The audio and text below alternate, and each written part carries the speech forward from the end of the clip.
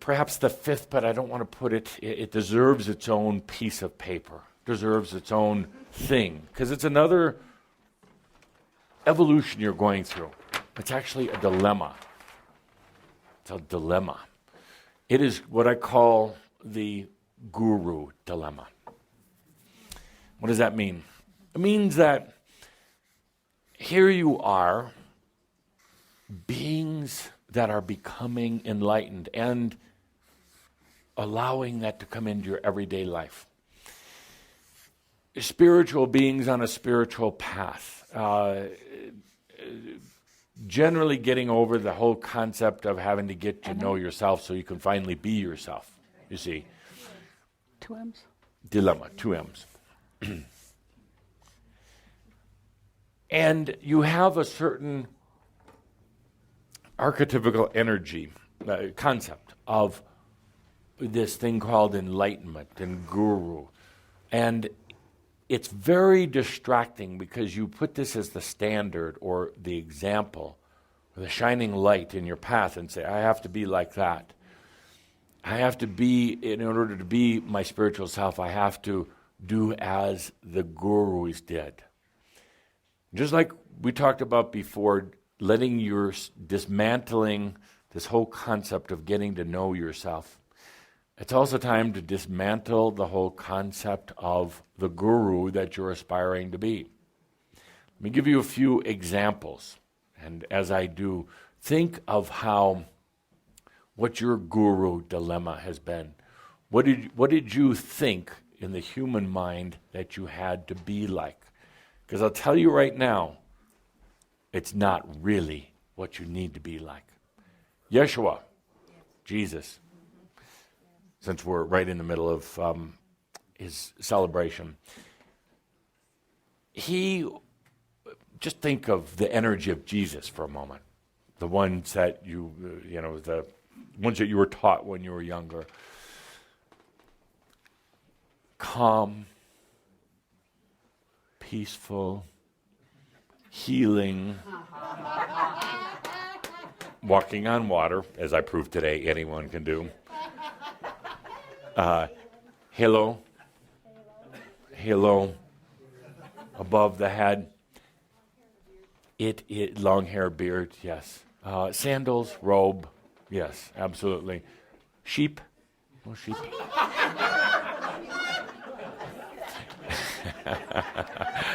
My dear friends, as humorous as it might be, this is the image that you had. Now, the real Yeshua, the most impatient human I had ever met.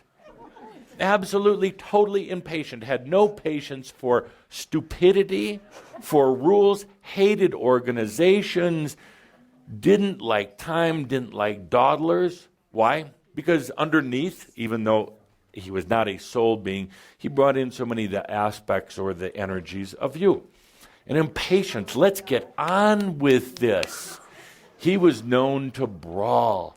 Boo, punch, right in the face, down on the ground brawling. This isn't in the Bible, is it? It wouldn't do them very good, they thought, to put this in. He liked to eat a lot. He got a little pudgy later on. He got a little thing going. He was known to cuss and swear. There were a lot of people that were afraid of him. He was a rebel, a revolutionary, and he was intolerant. A loving being, totally compassionate, but absolutely impatient.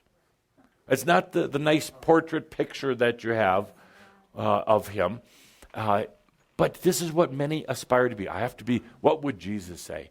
Jesus would say, get the fuck out of my way.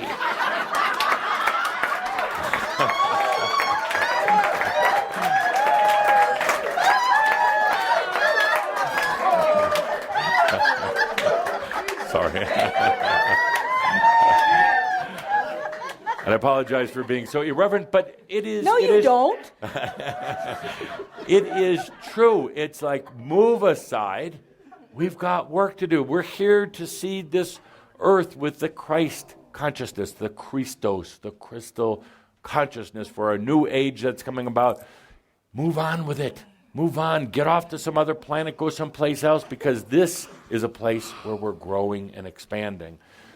So he was quite a revolutionary. And no, they didn't write about that, because then what would happen? Everybody would try to be a revolutionary and write. The organizations, which I don't like, couldn't handle that. Think about dear Buddha for a moment. Dear Buddha. I was talking to him the other day, as a matter of fact. Not to drop names or anything, but Buddha, I said, Buddha, we've got work to do.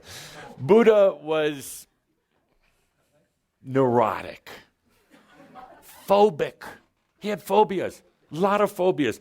There were certain types of insects and bugs he was just deathly afraid of. He was neurotic. He was always having to clean his hands and his feet all the time. He was very selfish in the bad meaning of the word selfish.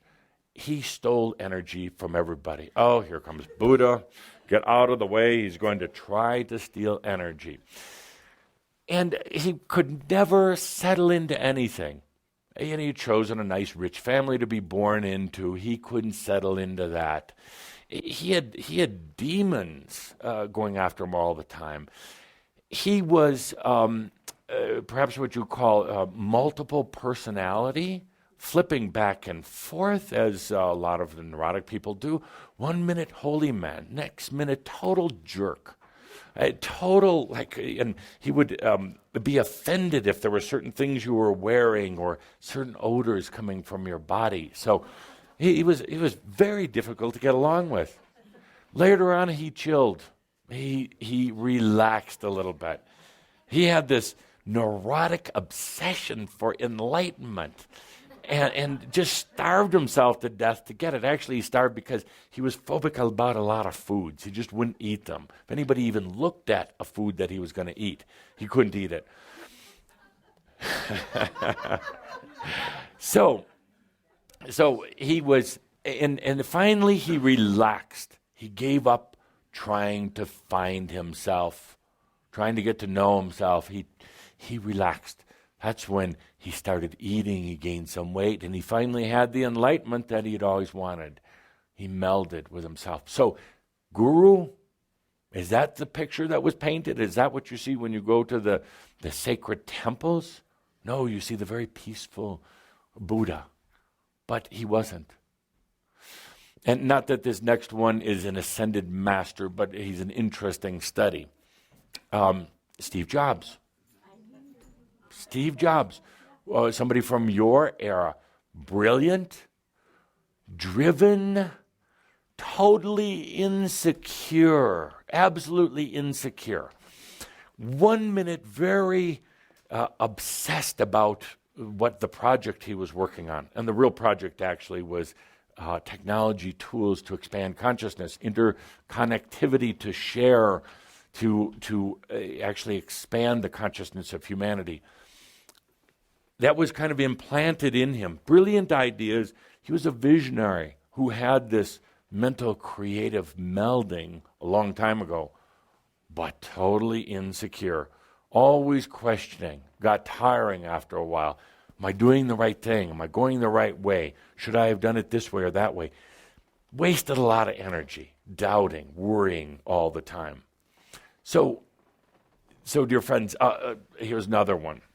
Just happened to be taking a walk with the other day. St. John the Baptist. Crazy man.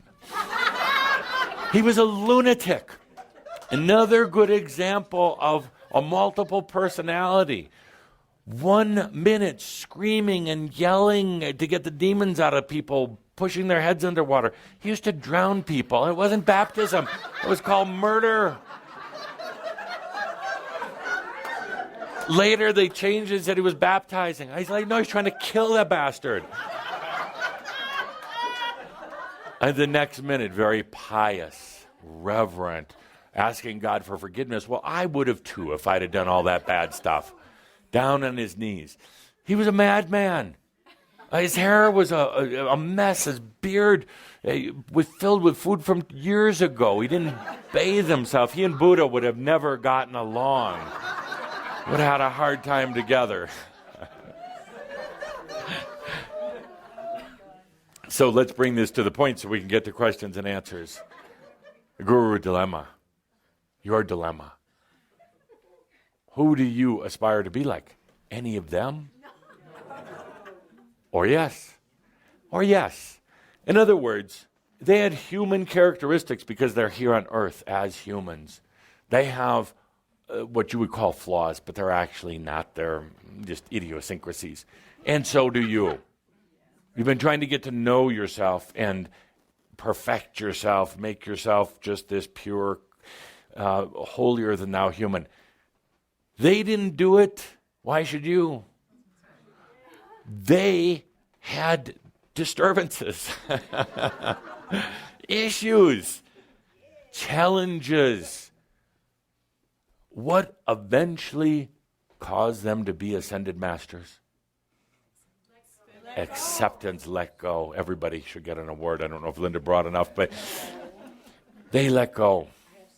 They let go of this need to try to define themselves, to find themselves, to know themselves, to improve and perfect themselves.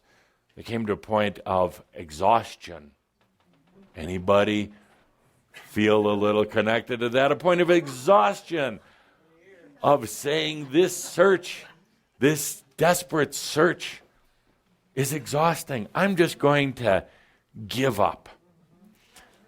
To hell with this whole spiritual path and all of its books and all of its workshops and all of its accoutrements and everything else. To hell with that. I'm done. I'm done. In that moment of acceptance, then it came together. And they had a good laugh, every one of them. And then it didn't matter. It didn't matter that they weren't perfect because they were never going to be. It mattered that they accepted. It mattered that they loved themselves, quirks and all. Bad bank accounts, overweight, stupid little tics or strange things you do, your bad temper, your impatience, your lack of your lack of, KOLDRA messed up my timing, your lack of real understanding of the spiritual being that you are. You get over all that. You go into a place of acceptance.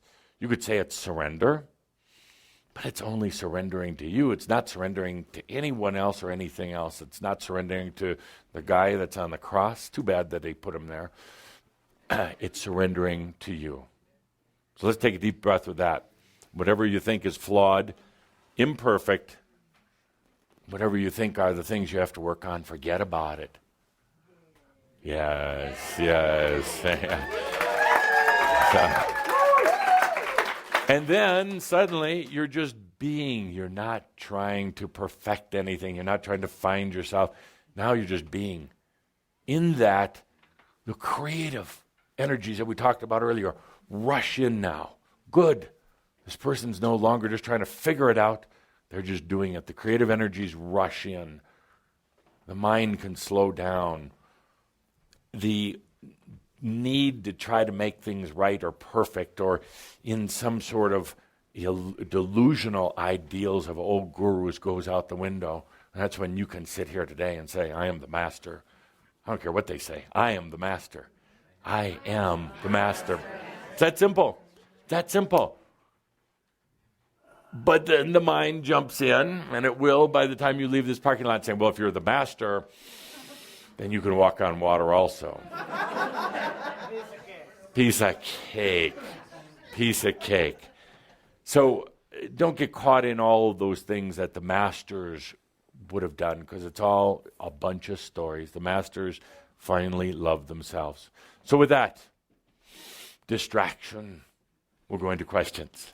So, dear Linda, microphone. By the way, you didn't happen to comment on the handsome outfit that KOLDRA put together for you today. Come on, he did a nice job. I would be wearing all purple. It would be a long cape, and it would be tall boots and an elegant hat. He looks like a businessman. Yes. So, questions? Speak loudly so the world can hear you. Okay. Hi. Yes. Okay. Adamus. Deep breath. I'm right with you. You want to know Yes, I do. what happened? San? Yes. Good. Good. Excellent question. Now, I will preface that by saying I am so sorry for the perception that humans have about death. It is easier than birth. It is a release. It is such a moment of release that it causes this, what we talked about in Dreamwalker Death, like a type of orgasm, leaving the body, being back to yourself. It's an amazing thing. And I know humans get very emotional. They grieve over death, particularly when a dear friend, a loved one, a wife, a teacher is no longer with you. But that is an illusion. That is an absolute illusion. For anyone here to think that San is not here causes her a bit of grief. Don't you think that she's been with you all day? Absolutely. Don't you think that she's closer to you than I am? And if I could be so bold, sir, is to say, she's saying, Richard, when are you going to stop doubting? When are you going to stop doubting? I am here. I'm not here, but right here. And I will continue to be here, not because I feel sorry for you, but because I have so much joy in being with you. We had an agreement before we ever came to earth, an agreement of love and support, no matter the difficulties that came along, but an agreement to assist each other. She says that you, Richard, made it possible for me to be on my spiritual path. You made it possible for me to come to my enlightenment as I did. And now I'm going to be here for you. I'm going to be provoking you, along with Adamus. I'm going to be loving you. I'm going to be reminding you of who you are so you can have your enlightenment. Dear Richard, we came here together for enlightenment, not just for me. And together, sooner than you could know, we're going to have our enlightenment together. We're going to share the love we have for ourselves and then with each other. That was what we chose to do. There's nothing wrong. I didn't leave you. Dear Richard, I didn't leave you. I just changed the way I look. Oh, good. Thank you. So, there's such an interesting concept of death. Now, sometimes it is true that the ones who you love do go beyond and out of contact, at least until the time you make your transition. But here we have San, many lifetimes of spiritual dedication, searching on her path. Enlightenment meant more to her than just about anything other than her family. Enlightenment was what she was here for, and as I just said, to share their enlightenment together in this time. So she had an interesting experience.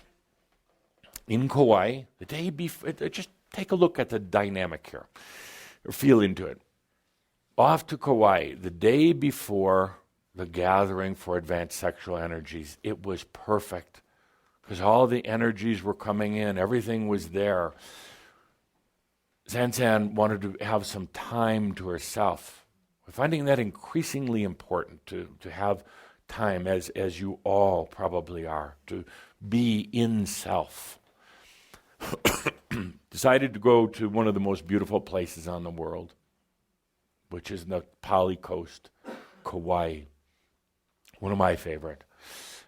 It's visually beautiful. It's energetically absorbing. It is nurturing from the energies of Isis and from the indigenous that did so much to bring this island to life. It is the place where dear Sansan was birthed in her first lifetime on Earth. So she went back to this place.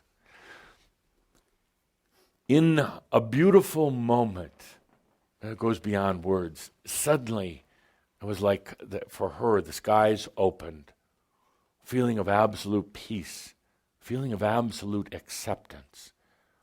And suddenly a shift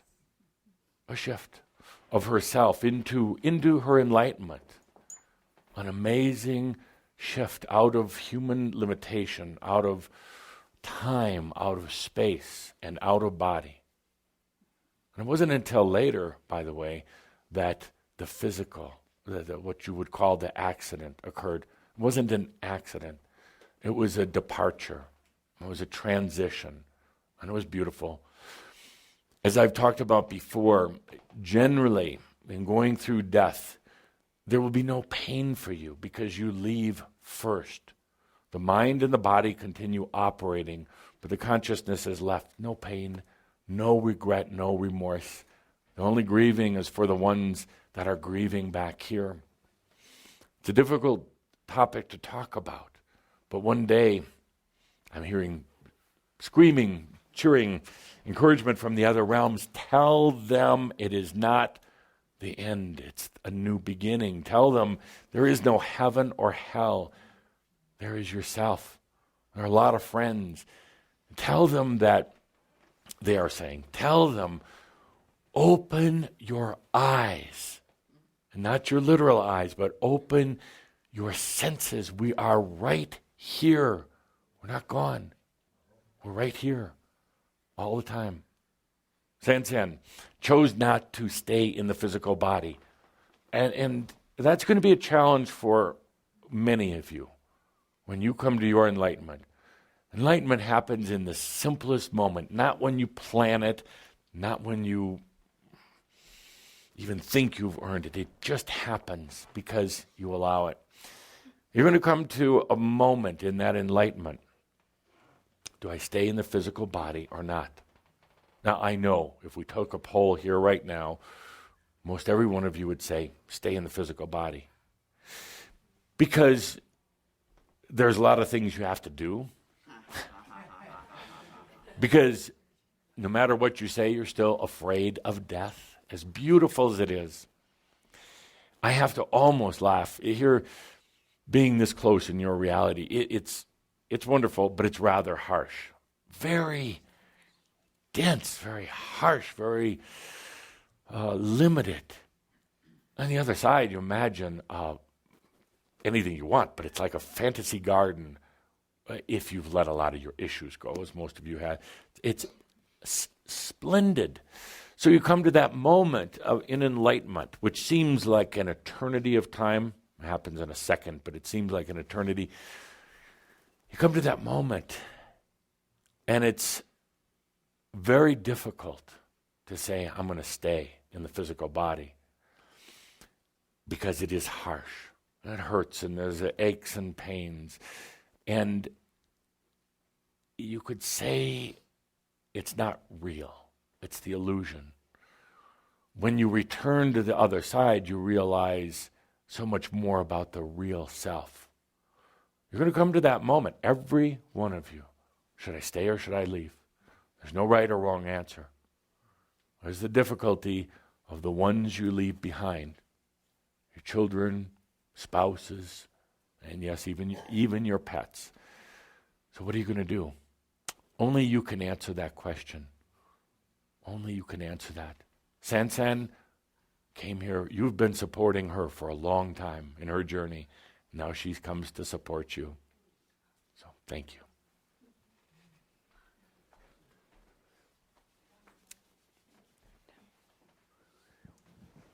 Yes. Do you know my question?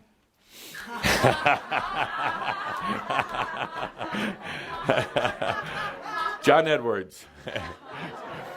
Go ahead and let everybody know your question. We always go out together, Yes. go out. So she asked me before, you want to go to this trail? Yeah. It's wonderful. It's like it's like no man has been. I said, I would love to go, but I already, decided to go to Taiwan. Yeah. So I couldn't go. Yeah. I always feel that if I go with her, it would not happen. No, you wouldn't have gone with her. It just wasn't going to happen. In other words, your human mind says, I should have, you feel guilty. Why? Why you feel blessed that you were part of her experience.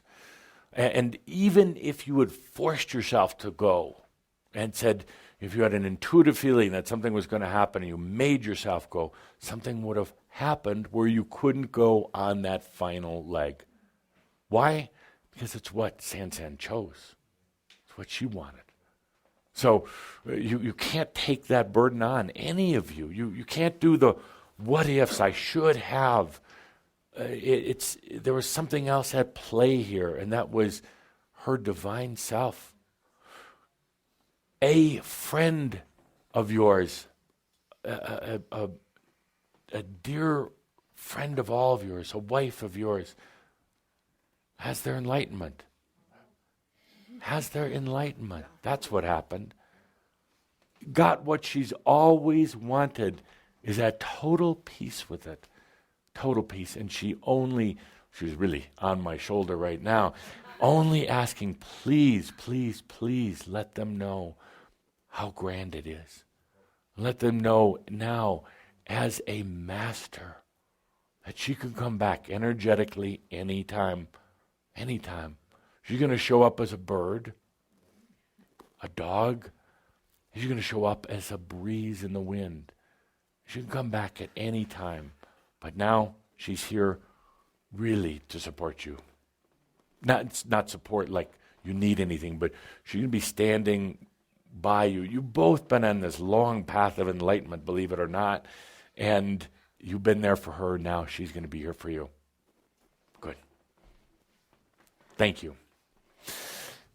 Death, a difficult subject to discuss. A lot of feelings, a lot of emotions. Your consciousness is going to change the perception of that into really truly understanding that it's not a finality, it's not heaven and hell, it's not even a departure if one chooses to still be around energetically, as Sansan is.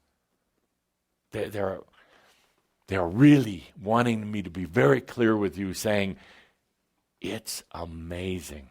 It's amazing. So, good. Next question. 2 more. Yes. Okay. 3 more. I know all this, Yes. and I can feel her presence. I know all this, and I Do you can. trust yourself when you feel her presence? Yes, I do. Good. I know she's here. Good. She's. Okay. What is she saying, or thinking, or feeling? Right now, at this moment, she said that she's fine. Yeah. Yeah. Yeah. And I know all this, just that my mind needs to know this. Yes. Yes. Your eyes want to see her, your hands want to touch her, but it's really your heart that should feel her. Yes. Yeah. No, my question is that, Yeah. I mean, Sansa and I always said that every time we go to attend a workshop or whatever, whenever we do something together, we always said that, Adamus is going to be with us every step of the way. Yes. I think this is something I need to know. Yes. This is my mind need to know about. Where were you? Oh, I had to back off. That's every step of the way. I forgot to add until that last step. And there, Sansan did it by herself. Oh, it would have been rude for me, and who am I to be rude? It would have been rude for me to be there in that moment of enlightenment because it's so sublime, so personal. So, indeed, every step along the trail, every step along the way, until suddenly I had to stop. All of the beings that support you would have to stop at that moment. That's your incredibly beautiful personal time. You wouldn't want anybody else hanging around during that moment of enlightenment with everything transforming. So I stood, I waited, and then suddenly she was with me, and she could actually see me. And of course, in this enlightenment, you kind of lose the human sense of becoming expanded. She could actually see me. And she said, "Adamus Saint-Germain, how handsome you are."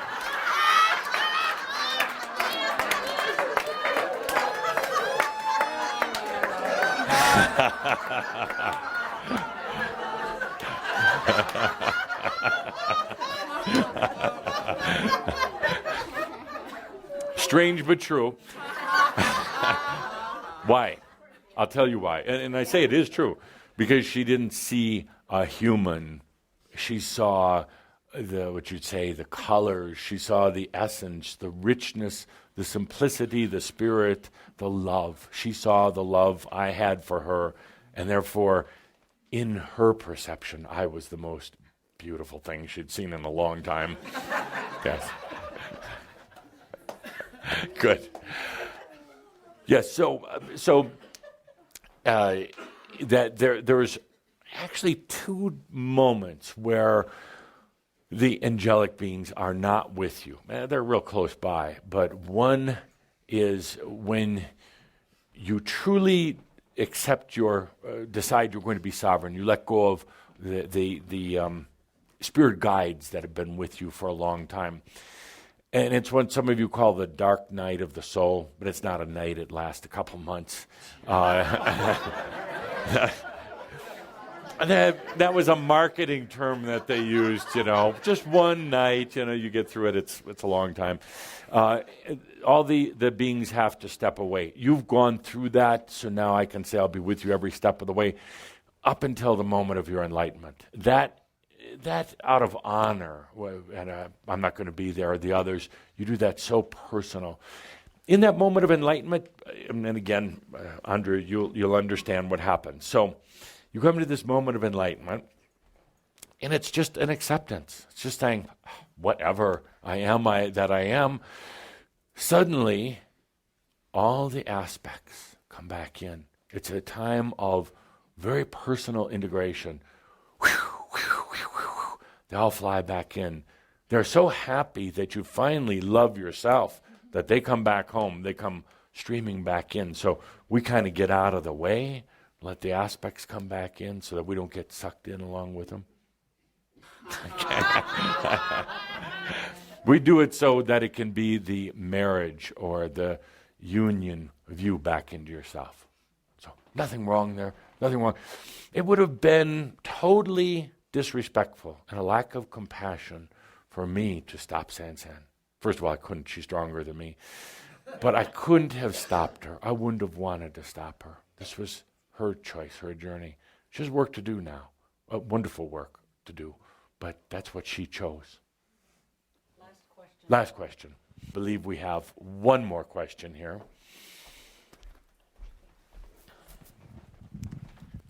I don't understand. Yes. Good. Let's just leave it at that. Thank you. Finally, I don't Great understand. way to sum up the day. I don't understand, and that's a good place to be. Yes. What would you like to understand? I didn't know Sansan. Yes. But I feel her. Yes. And well, indeed. I mean, she's like right here, dancing around. Yes.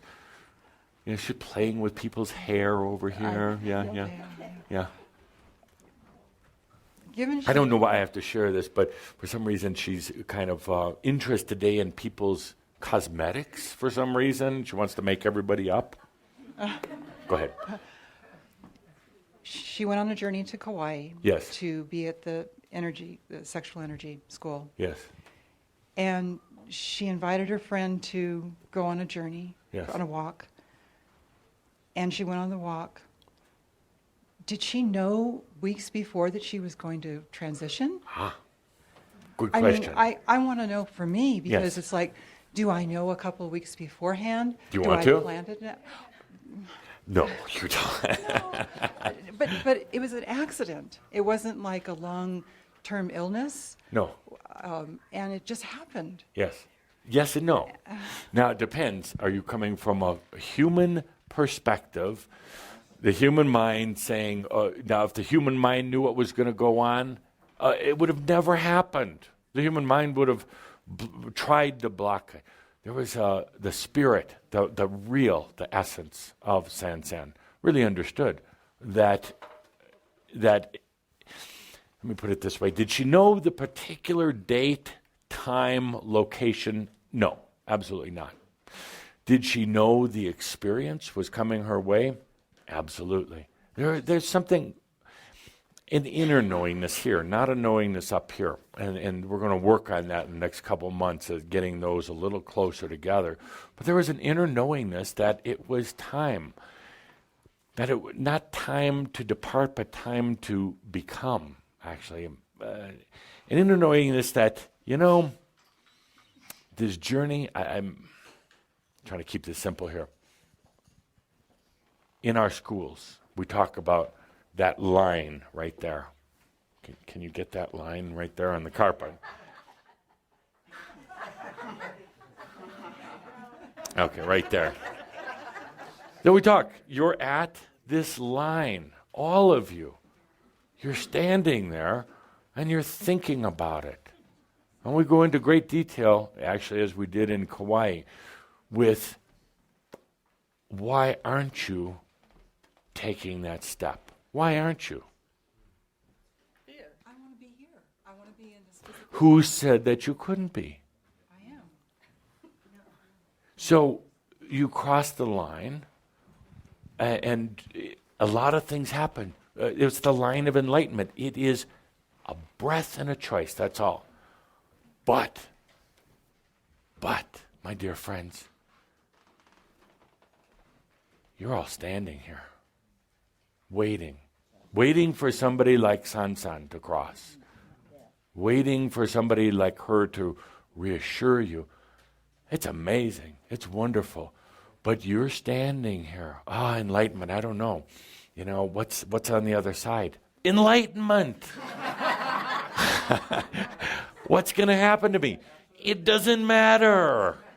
What am I going to do?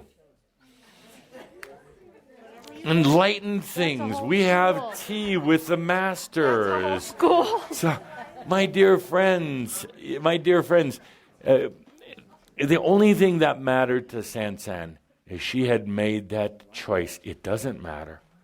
It's enlightenment. What happens next doesn't matter. And if you ever are worried, because 5 is all I want, 5 for enlightenment, 5, 10, 100, 1,000, it doesn't matter. But that's why we're working together. You're here at the threshold, and I'm saying, why aren't you crossing? Why aren't we? You have to answer that. Why aren't you? Why aren't you? This is going to lead to a lot of, you did, but you didn't experience it yet. That's the weird thing. Go back to the point number 3 or 4 today, time. You did, but now it's about experiencing. So remember, when you're laying there in bed at night, first of all, Sansan would be happy to come and talk to you. When you're laying there wondering about that step, what's going to happen, and the fear comes in, well, I'm not sure if I'm ready, and all these other things, stop and take a deep breath. And remember that all is well in all of creation. Au revoir until our next meeting at the doorway of your ascension. Thank you.